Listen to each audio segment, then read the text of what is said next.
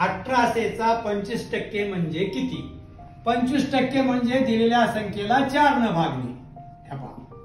हे 1800 भागिले 4. आता बघा 4 चोक 16, 2 उरले 20 झाले. 4 पंचे 20, 4 0 0 किती झालं? 450. चौथा भाग 25% म्हणजे दिलेल्या संख्येचा चौथा भाग 450.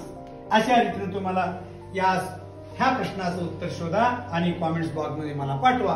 हा व्हिडिओ तुम्हाला आवडला असेल तर लाईक करा, सबस्क्राईब करा, आयकॉनचं बटन दाबा आणि त्यानंतर शेअर करा आणि अशा प्रकारचे प्रश्न सरावासाठी अनेक सोडवा.